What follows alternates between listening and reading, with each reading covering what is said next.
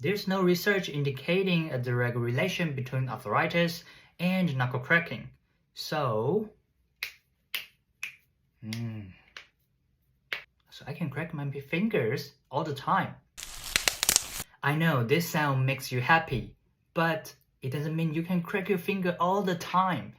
It's still likely to cause your joints looser and unstable, or maybe some tissues around your joints get inflamed.